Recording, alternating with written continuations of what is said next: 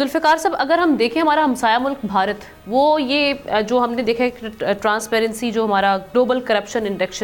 اس کے انڈیکس کے مطابق اس کا اگر نمبر دیکھا جائے 93واں ہے، یعنی 40 کا ڈفرینس ہے پاکستان میں، اور ہمارے ڈائنامکس اگر دیکھا جائے، کلچر دیکھا جائے آلموسٹ سیم ہے. تو یہ اور وہ پاپولیشن کے لحاظ سے بھی انڈیا پاکستان سے کئی گنا بڑا ہے. تو ان سارے معاملات کو دیکھتے ہوئے پاکستان میں ہم دیکھ رہے ہیں کہ جو یہ جو کرپشن کے معاملات ہیں، نہ تو یہ تھم رہے ہیں، اس میں ہی ہم کہتے رہے ہیں کہ جی ہم نے ادارے بنائے ہیں لیکن ادارے کمپرومائزڈ ہیں، وہ پولیٹیکل وینجنس کے لیے استعمال ہوتے رہے ہیں. حالات کچھ بہتر ہوں گے آپ کو لگتا ہے ایسا آنے والے وقتوں میں؟ دیکھیں، حالات تو اسی وقت بہتر ہو سکتے ہیں جو ہمارا سسٹم ہے اس میں ہم کوئی چینجز کی بات کریں. الیکشن لڑنے والا جو ہے وہ کوئی ورکر آپ کو دکھائی دیتا ہے کہ کئی وہ ورکر ہو،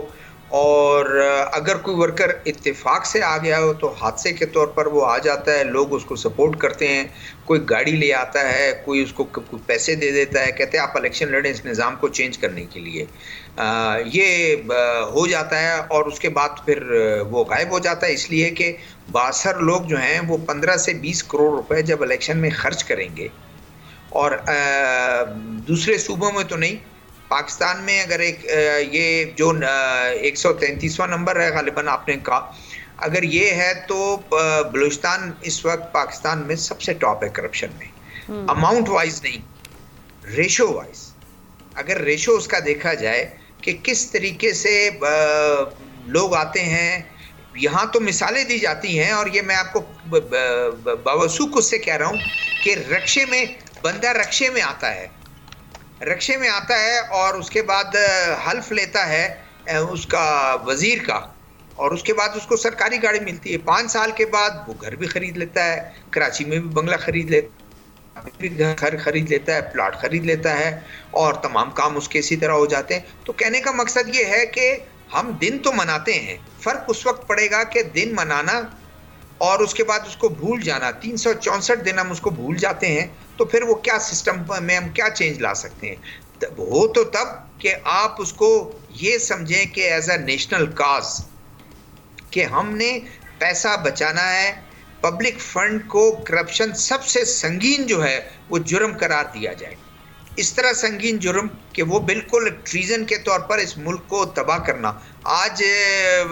برطانیہ میں آپ دیکھیں کہ اور قتل، چوری اور دوسرے جو ہے جرائم ہیں وہ بھی ہیں، لیکن اگر آپ نے ٹیکس چوری کی تو وہ کہتے ہیں کہ آپ بالکل یہ اس ملک کو توڑنے کے مترادف ہے. آپ اس ٹیکس کی سسٹم کو میں چوری کر جو اس پر پورا ملک کھڑا ہوا ہے، آپ اس کو ہول کرنے کی، اس کو وہ کرنے کی کوشش کر رہے ہیں، دراڑ ڈالنے کی کوشش کر رہے ہیں،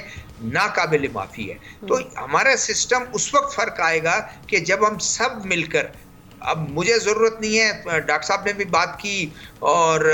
شاہ صاحب نے بھی بات کی کہ اداروں میں اور پولیٹیشین، بیوروکریسی، تمام کچھ، بالکل یہ بات صحیح ہے. جب سب کا گورنمنٹ بنتی اسی بنیاد پر ہے کہ ہم نے سب لوٹ مار کر کے گھر جانا ہے، تو پھر کیسے ہوگا؟ تو بہرحال یہ ہے کہ جتنے لوگوں نے بات کی ہے، پی ٹی آئی نے کہا کہ نیا پاکستان، اس نئے پاکستان میں بھی کمپرومائز کر گئے، اس نے ٹیک دیے، فریلی اگر ہم اداروں کو کام کرنے دیں تو معاملات ایگزیکٹلی یہاں تک بس مجھے آخری ایک لفظ کہنے دیں. تینوں پولیٹیکل پارٹیز کو لوگوں نے آزما لیا، اب پتہ نہیں شاید وقت آئے آنکھیں ان کی کھولیں اور وہ جا کر اس سسٹم میں کچھ چینج کرنے کی بات کریں، سنجیدگی سے اس پر غور کریں. ٹھیک ہے، سبسکرائب کریں اور بیل دبائیں تاکہ کوئی خبر رہ نہ جائے.